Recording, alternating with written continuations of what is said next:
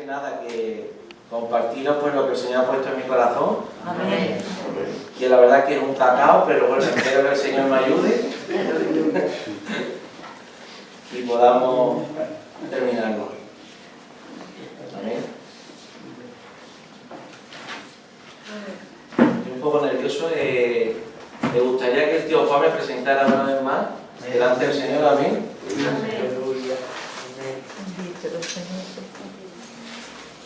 Te alabamos a ti, mi Dios y Señor, y te damos gracias, Padre, Amén. por tenernos reunidos en tu nombre, Señor, Amén. en casa de David, Señor. Gracias por mi hermano, Padre mío.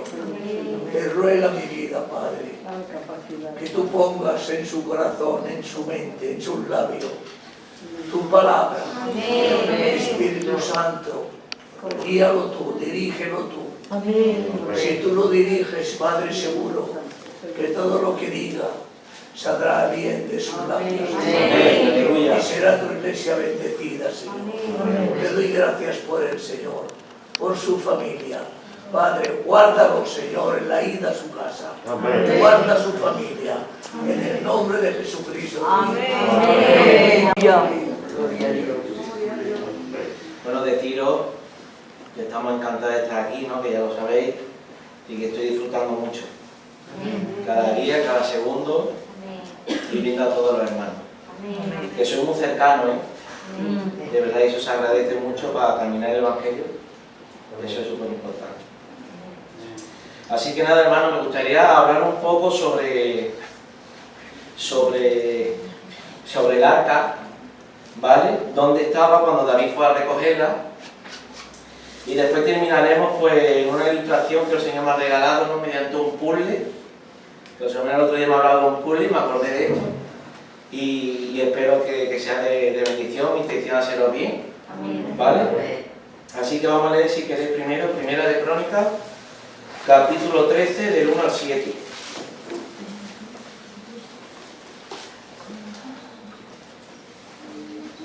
A lo mejor leemos desde el 5, del 5 al 7. ¿Vale? El arca, sabemos que, o sea, David cuando lo proclaman rey, ¿no? El rey David, entonces, el rey David va a preguntar dónde está el arca y quiere ir a Primera de Crónicas 13, de los versículos 5 al 7. El rey David, como estaba diciendo, cuando lo proclaman rey, entonces intenta recuperar y le pregunta por el arca dónde está y quiere traerlo a Jerusalén, que es donde tiene que estar, ¿no? Amén. Y entonces dice así la palabra del Señor.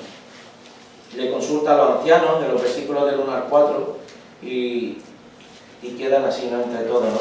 El versículo 5 dice: entonces David reunió a todo Israel desde Sior de Egipto hasta la entrada de Hamat, para que trajesen el arca de Dios de Kiriat Jearim. Y subió David con todo Israel a Vara de Kiriat Jearim, que está en Judá, para pasar de allí el arca del Señor que mora entre los querubines, sobre la cual su nombre es invocado. Y llevaron el arca de Dios de la casa de Abinadab en un carro nuevo, y Uza y Ahío guiaban el carro. Amén. Aquí vemos que el arca estaba en casa de Abinadab, en Kiriat Jearim.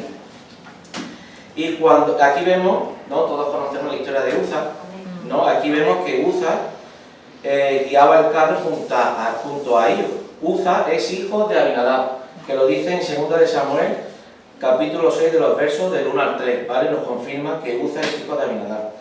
Y en 1 de Samuel 7, los versículos 1 y 2, si queréis los leemos, que así vamos juntos.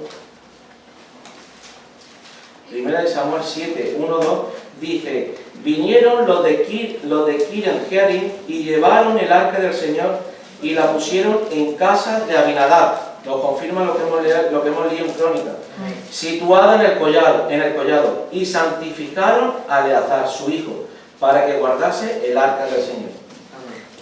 Aquí vemos, aquí aparece otro nombre, Eleazar. Eleazar es hermano de Uza, y los dos son hermanos y el padre es Abinadab. Pero Uza sale cuando David va por el arca, no sale cuando llega, porque no sabemos la edad de Uza, a lo mejor no había nacido. A lo mejor sí, a lo mejor no, pero la palabra no nombra a Uza, nombra cuando el rey David va a recogerlo, ¿no? También deciros que Kiriat Jearim, para que sepamos, cuando el rey David fue en busca del arca, está a 15 kilómetros de Jerusalén. ¿Amén? Bueno, entonces la verdad es que yo me preguntaba cosas, ¿no? Cuando veía que el rey David iba a la casa de Abinadab en Kiriat Jearim, ¿por qué el arca estaba allí? ¿Por qué muere Uza? Y la verdad pues que me paré un poco y quise indagar, ¿no? ¿Dónde estaban todas estas cosas, ¿no? O sea, ¿por qué el arca estaba allí? ¿Por qué muere Uza? ¿No? Etcétera. ¿Por qué, hermano? Me preguntaba por qué 40 años en casa de Abinadab. Me acuerdo que el pastor me ayudó en esto porque me quedé un poco ahí por los años y me ayudó que estuvo 40 años. ¿Por qué estuvo 40 años en casa de Abinadab? Porque Hechos 13:21 nos dice que el rey Saúl reinó 40 años. Entonces, claro, después de llegar el arca a casa de Abinadab, Israel pide rey, le da a Saúl, reina 40 años y después David pregunta por el arca. Entonces, es lógica que esté en los 40 años el reinado de Saúl, estuvo en la casa de Abinadab. ¿Y por qué muere Uza? Otra de las preguntas que también me hacía. Y me gustaría que leyéramos Números 4, versículo 15 solamente. Bueno, sabemos todos que Uza muere porque cuando el arca, sacan el arca, van unos bueyes, ¿no? Los bueyes se tropiezan y Uza tuvo una buena intención de salvar para que el arca no se cayera al suelo y al tocarlo pues Uza murió, ¿no? Pero vemos por medio de la palabra por qué muere Uza. Números 4, versículo 15. Y dice: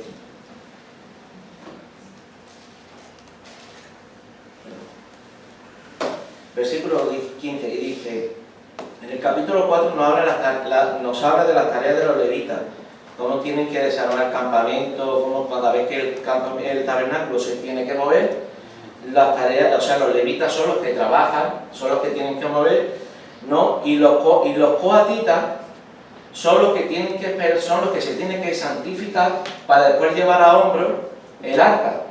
Y en el versículo 15 nos dice: cuando acaben Aarón y sus hijos de cubrir el santuario y todos los utensilios del santuario, cuando haya de mudarse el campamento, vendrán después de ellos los hijos de Coat para llevarlo, pero no tocarán cosas santas, no sea que mueran.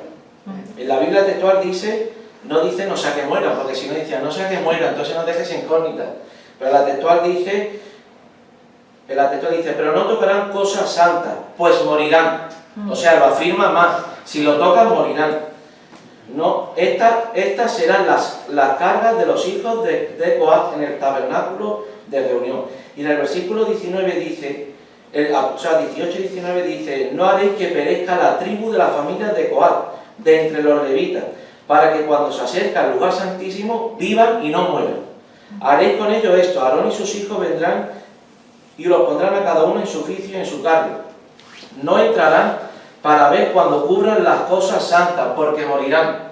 Por 3 veces vemos que los coatitas se tienen que apartar cuando los demás levitas, ¿no?, tienen que mudar el campamento, recoger los utensilios, claro, ellos no tienen que verlos, se tienen que estar santificando, y cuando se tengan que mover el arca, el tabernáculo, pues se lo ponen a hombros, que lo dice la palabra del Señor, y siguen andando. Entonces, claro, aquí vemos cómo muere Uza. Dios dictamina cómo tiene que ser adorado, ¿no? No nosotros. Si Dios dictamina, se debe a su palabra. Si lo hace porque, hermano, imaginaros que Uza no muere. ¿O imagináis que cuando lo toca Uza no está santificado? Porque a lo mejor se familiarizó tantos años en la casa con el arca, que cuando, claro, que ya se creía que era cualquier cosa.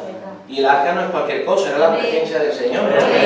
Y entonces tenemos que guardarnos la presencia del Señor. Y entonces, claro, si no fuera muerto, ¿qué fueran a pensar los demás? No, porque estaba escrito. Entonces el Señor se debe a su palabra. Amén. Amén.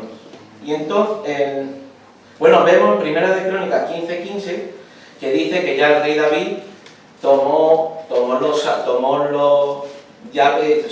el rey David, cuando vio que Uza murió, lo llevó a casa de Obed-Edom, me parece a mí, y entonces estuvo allí durante 3 meses. Y en 1 de Crónicas 15:15 ya fue cuando mandaron a llevar el arca. Y ya lo llevaron como dictaba la palabra del Señor. Los levitas se santificaron los coatitas y los con 2 barras para no tocar el arca y lo llevaron a Jerusalén, ¿no? Y me preguntaba por qué 20 años el arca. O sea, ¿por qué fueron? ¿Por qué el arca llega a casa de Abinadab? ¿Me estáis siguiendo o no? Amén. Pero no estoy mirando. Vamos situando. ¿Por qué llega a casa de Abinadab? ¿No? Y entonces, claro, los 40 años del reinado de Saúl, David coge el arca y al final se lo lleva, muere Uza. Y entonces, ¿por qué estuvo 20 años el arca? O sea, dicen que estuvo 20 años entre los filisteos. Y me gustaría leer el 1 de Samuel, que sí me gustaría que lo leyéramos todo, pues yo creo que aquí está la clave de un montón de consecuencias, ¿no?, de este pecado, ¿no? 1 de Samuel 2, versículo 12.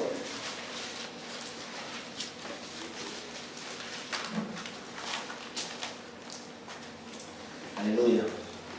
Y dice, los hijos de Eli eran impíos, los hijos de Eli eran hombres impíos y no tenían conocimiento del Señor.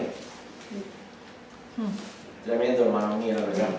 Esto nos dice mucho a nosotros, ¿no? Amén. Como padres, que tenemos que dirigir a nuestros hijos para que crezcan en el camino del Señor. Amén. Yo miro a mis hijas, ¿no? Mirad, los hijos de Eli eran hombres impíos y no tenían conocimiento del Señor, porque también le podemos echar la culpa a los hijos, pero yo creo que también el sacerdote Eli también se ocupaba mucho de las cosas, cuenta la historia y los teólogos que se ocupaban mucho de las cosas del pueblo y no le hacía mucho interés, ni estaba mucho con los hijos, ni tampoco era tan mano dura con los hijos, ¿no? Todos lo sabemos, ¿no? Y entonces, claro, cuando vemos que los hijos de Eli eran hombres impíos y no tienen conocimiento del Señor, vemos las consecuencias que trajo. Se encendió la ira de Dios, dice la palabra del Señor, cuando vieron que pecaron. Los hijos, por medio de un profeta, en el mismo capítulo, en el verso 27, le habló un profeta diciendo que sus hijos iban a morir en batalla contra los filisteos. Los hijos mueren en batalla. Elí muere al enterarse que el arca fue traspasada. El sacerdote Elí dice que está esperando, porque ya está de edad avanzada, está esperando a que le den las noticias de la batalla con mamá. Vino uno corriendo, le dijo, tus hijos han muerto. Y Elí preguntó por el arca, y el arca ha sido traspasado a los filisteos. Y dice que se cayó para atrás, dice la palabra del Señor, y murió, ¿no? Entonces, cuando el arca fue traspasada a los filisteos, anduvo sobre unos 20 años. Más o menos, y 40 años en la casa de Abinadab, estuvo 60 o 70 años fuera de donde tenía que estar, en Jerusalén. O sea, para que veamos la que formaron los hijos de Eli por el pecado tan grande que hicieron, las consecuencias del pecado, ¿no? No creemos los pecados generacionales, ¿no? O sea, creemos que la palabra dice, el alma que pecare, este morirá. No, pero sabemos que trae unas consecuencias de no guiar a nuestros hijos, ¿no? Me acuerdo que un hombre decía que los problemas de los hijos, o sea, que no guiar a los hijos en el camino del Señor cuando sean grandes serán dolores de cabeza para los padres. Yo creo que será así. Así. Bueno, también, aparte de todo esto, también otra cosa que también trajo consecuencias. Dice el Señor, por medio de este profeta, cuando fue a hablar con el sacerdote Eli, dijo que no iba a permitir que ningún varón descendiente de Eli iba a llegar viejo al sacerdocio. En 1 de Samuel capítulo 21, David va David va a la ciudad de Nob. No sé si sabéis la historia, creo que sí, ¿no? David va a la ciudad de Nob y el sacerdote Ahimelech se sorprende al verlo solo. David está huyendo de Saúl, ¿vale? Porque Saúl lo está persiguiendo. Y va a la ciudad de Nob y cuando llega el sacerdote Ahimelech se sorprende al verlo solo, ¿no? Y en ese momento David le pide que le ayude con pan, con comida y con espada, porque no llevaba espada. Claro, este sacerdote Ahimelech sabía que era yerno del rey Saúl, pero no sabía que estaba huyendo del rey Saúl. Claro, como no había WhatsApp, ni había internet ni nada, pues el sacerdote Ahimelech estaba sorprendido, bueno, que viniera solo. Pero esta conversación lo escuchó uno de los principales siervos de Doeg el edomita. Doeg el edomita estaba por ahí, que era un siervo de Saúl, y escuchó la conversación que tuvo David con este sacerdote, que le estaba pidiendo comida y la espada, y le dio comida de los panes, y le dio también la espada creo que le dio la espada de Goliat, se la dio y se fue, ¿no? ¿Por qué os cuento esto? Porque el 1 Samuel capítulo 22, un capítulo más, Saúl oye que se sabe algo de David, porque lo está buscando. Y Saúl pide a sus siervos información de saber dónde está David. Claro, ninguno lo sabe, pero Doeg el edomita, que estaba allí, había escuchado en el capítulo 21 dónde estaba. Entonces Doeg el edomita le dijo a Saúl, le dijo: yo lo he visto. Yo escuché la conversación que tuvo David con el sacerdote Ahimelech en la ciudad de Nob, y se lo contó a Saúl. ¿Qué pasó? Que Saúl fue corriendo a la ciudad de Nob a hablar de Ahimelech, a ver dónde estaba David. Saúl cuando llega a Nob, cuando llega a la ciudad de Nob, se enfada con Ahimelech. ¿Por qué? Porque le ha ayudado a David, pero claro, Ahimelech le dice que no sabía que estaba huyendo de Saúl, por eso le ayuda. Y le dice, y Saúl, enfadado, le dice: pues morirás tú y toda la casa de tu padre. Tremendo, y yo me quedé asombrado con esta historia también. La verdad, digo yo, ¿qué tiene que ver? Pero bueno, yo creo que al final lo vamos a entender, ¿vale? David, bueno, en esta historia hay un joven, Abiatar, un sacerdote, que sale corriendo, porque Saúl le pide a sus siervos que maten a Ahimelech y a toda la casa del sacerdote Ahimelech. Y entonces los sacerdotes se quedan, no quieren, pero Doeg el edomita dice: sí, yo los mato. Y cogió Doeg el edomita y los mató a todos, ¿no? Entonces un joven, Abiatar, descendiente de Ahimelech, ¿no?, sale corriendo y va en busca de David. Y mira, y le dice unas palabras tremendas, hermano mío, me gustaría leerlo.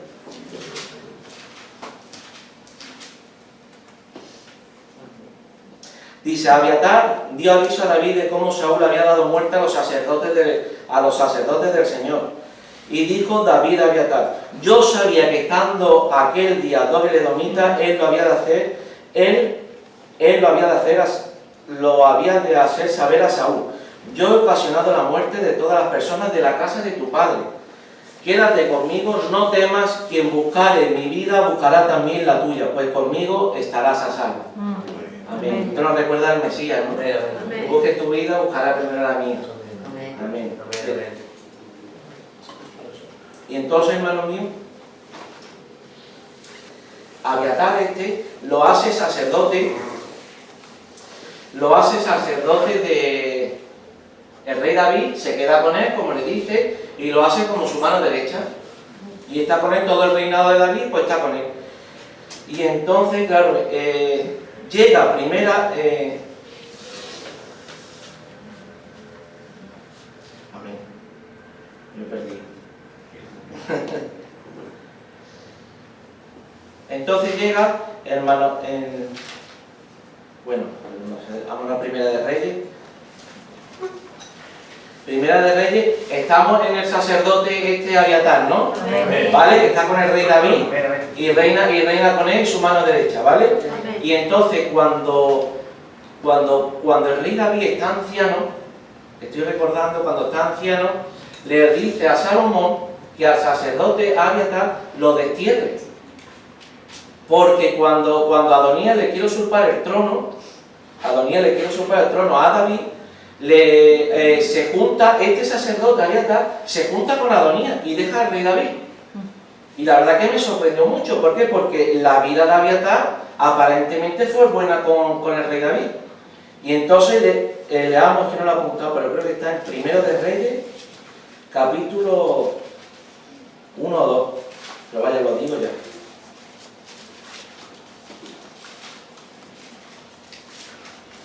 Y ahora me vais a entender por qué quería leer esta historia. Amén. Capítulo 2, versículos 26 y 27. Dice, y el rey David es anciano, está a punto de morir, y le dice a Salomón, a su hijo que va a ocupar el trono, que Abiatar que lo destierre, porque Abiatar se había juntado con Adonías. Y le dice, y el rey dijo al sacerdote Abiatar, vete a tus heredades, pues eres digno de muerte, pero no te mataré hoy, por cuanto has llevado el arca del Señor, porque llevó el arca del Señor, por cuanto llevó el arca del Señor delante de David mi padre, y además has sido afligido en todas las cosas en que fue afligido mi padre. Así echó Salomón a Abiatar del sacerdocio del Señor. Y dice la palabra del Señor, para que se cumpliese la palabra del Señor que había dicho sobre la casa de Elí. O sea, otra consecuencia de los pecados de los hijos de Elí. Le dice el Señor que ninguno de las descendencias de Elí llegará viejo al sacerdocio. Y vemos cómo muere, ahora nos damos cuenta, esta Abiatar, joven, descendiente de Ahimelech. Toda la ciudad de No, mueren todos los sacerdotes. ¿Por qué? Porque eran descendientes de Elí también. Entonces el Señor, ¿cómo se eleva su palabra? Con una historia, con otra historia. Y es tremendo, hermano mío, la verdad que me encantó este detalle, ¿no? Pero la que liaron los hijos de Elí. Pero la verdad que es precioso, porque claro, dices tú, bueno, ¿por qué mató a los sacerdotes de No? ¿Por qué? Pues porque el Señor dijo, nadie llegará viejo al sacerdocio de mi casa. ¿No? Amén. Bueno, hermano.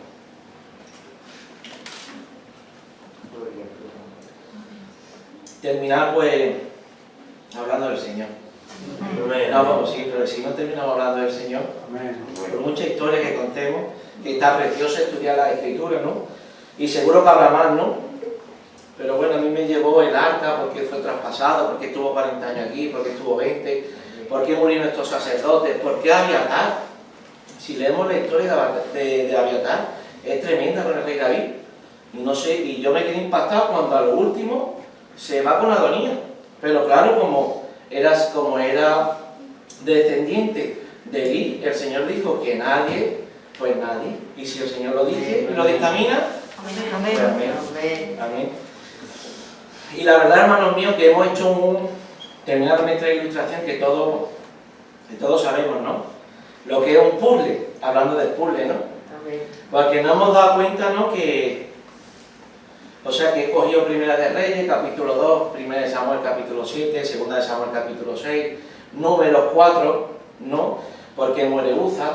Y al final empezamos a hacer, hermanos míos, un puzzle, ¿no? Ponemos un versículo para acá, otro versículo para allá. Todos sabemos lo que es un puzzle, ¿no?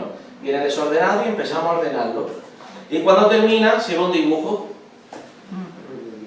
Y entonces, hermanos míos, cuando la palabra del Señor empezamos a estudiarla, empezamos a soltar un versículo por aquí, otro versículo por aquí, otro versículo por allá, pues termina con un dibujo. Amén. Y ese dibujo, hermanos míos, es que a pesar de todo esto que se formó, ese dibujo es un cordero inmolado. Amén. Se ve hace 2000 años que dijo, Padre, perdónalos porque no saben lo que hacen. Amén. Amén. Y la verdad, hermanos míos, que nuestras vidas son también un puzzle, ¿no? Si nos sentamos, por ejemplo, con el tío Juan, el tío Emilio, nos empiezan a contar historias, ¿no? De su vida dentro de que se convirtieron, ¿no? Pues nos lo contarán desordenados también, ¿no? Nos contarán cuando el Señor vino a su vida y a lo mejor nos cuenta una historia que tuvieron la semana pasada y de repente salta, hace 20 años me pasó esto, y hace 10 años esto, y hace 3 meses esto. Y al final del puzzle se tiene que ver al Cordero también molado. Amén, amén. Padre, perdónalo porque no saben lo que hacen. Amén. Igualmente de los hermanos y de las hermanas. Amén. Que nuestro dibujo sea crucificado. Amén. Porque si nos vemos nosotros, el dibujo está malamente. No era el puzzle de la Biblia. Amén. Aleluya. ¿Qué digo yo, hermanos míos? Si cogiéramos toda la Biblia y cortáramos por todos los libros, al final siempre el crucificado. Amén. ¿Verdad? Y al final, hermanos míos, pues terminar con esto que el Señor me regaló. Me he traído aquí la chuleta por si me pierdo, ¿vale? Pero pensando de verdad, el Señor me llevó al Evangelio de Juan. Al Evangelio de Juan. Y decía, saca otra viñeta dentro del puzzle. Capítulo 1. En el principio era el verbo era con Dios y el verbo era Dios. Capítulo 2, seguimos. El primer milagro que hizo nuestro Señor Jesucristo, el agua en vino en la boda de Caná. Capítulo 3, la dicha del hombre Nicodemo de escuchar el Evangelio por medio de la boca del Mesías. Capítulo 4, la mujer samaritana va al pozo de Jacob y se encontró con la verdadera agua. Capítulo 5, sana al paralítico de Betesda. Capítulo 6, yo soy el pan de vida. El capítulo 7, sus propios hermanos no lo creyeron. Capítulo 8, la mujer adúltera se la entrega a los pies del Señor. ¿No? Y dice que tire la piedra el primero que esté libre de pecado. Capítulo 9, sana a un ciego de nacimiento. Capítulo 10 dijo, yo soy el buen pastor, y el buen pastor da la vida por su oveja. Capítulo 11, resucita a Lázaro, las lágrimas del Señor en la tumba de Lázaro. Capítulo 12, osana el bendito el que viene del nombre del Señor. Capítulo 13, lava los pies a sus discípulos. Y lo traiciona Judas y lo niega Pedro. Capítulo 14, yo soy el camino, la verdad y la vida. Capítulo 15, yo soy la vid verdadera. Capítulo 16. Vamos a echarle un vistazo. Capítulo 16, en el mundo tendréis aflicción, pero confiad, yo he vencido al mundo. Capítulo 17, y esta es la vida eterna, que te conozcan a ti, al único Dios verdadero, y a Jesucristo, al que tú has enviado. Capítulo 18, arrestan a Jesús. Amén. Capítulo 19, crucifican a nuestro Señor Jesucristo. Pero Poncio Pilato escribe en el madero. Escribe en el madero. Jesús el Nazareno, rey de los judíos. Y muere. Pero bueno, hermanos, si cerráramos el libro y ya no hubiera escrito más Juan, diríamos, bueno, ¿y por qué escribe yo soy el pan de vida? ¿Por qué dice yo soy el buen pastor? ¿Por qué sana a los enfermos? ¿Por qué le sigo? Imaginamos, Diego, que se termina así. Pero la historia no termina así. Capítulo 20. Él no está en la tumba. Él ha resucitado.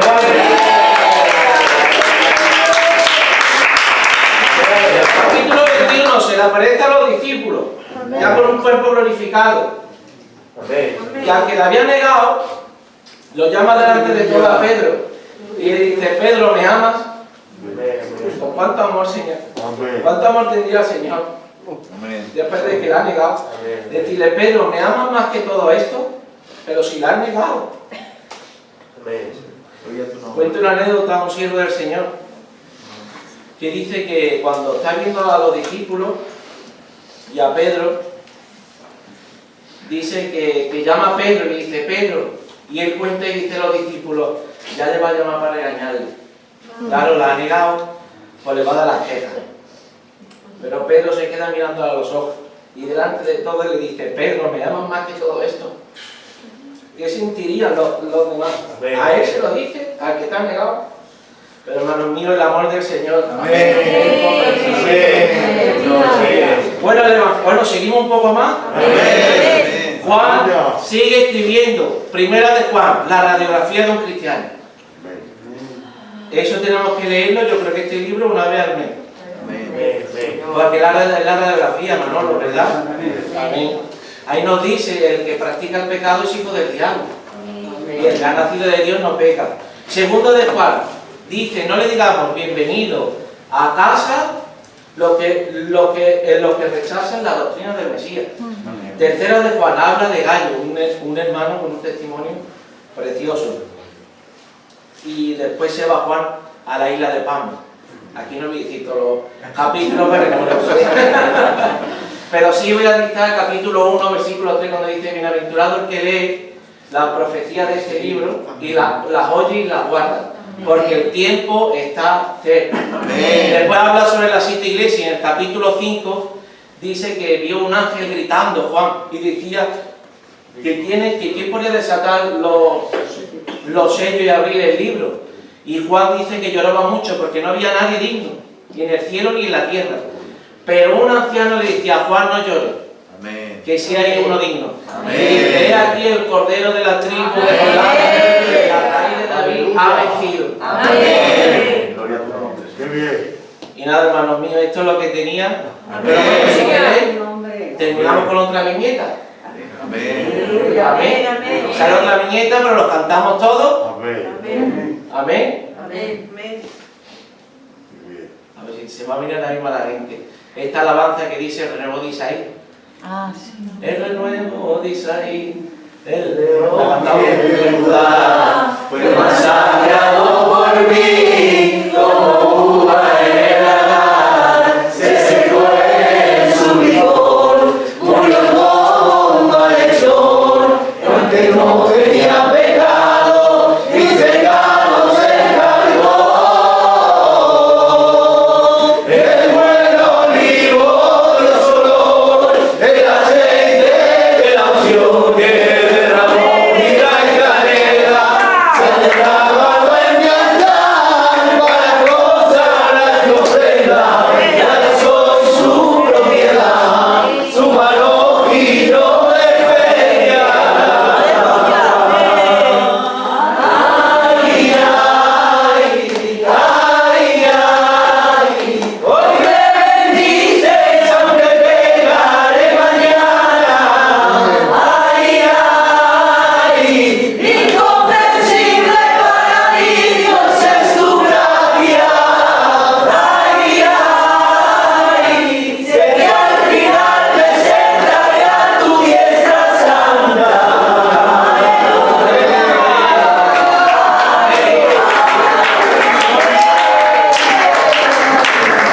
Amén, amén.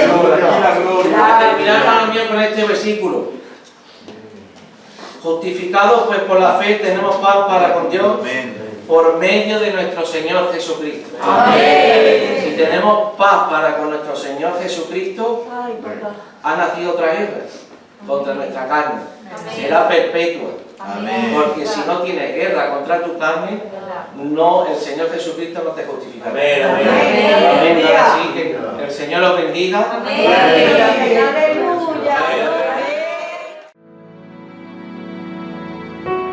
Amén.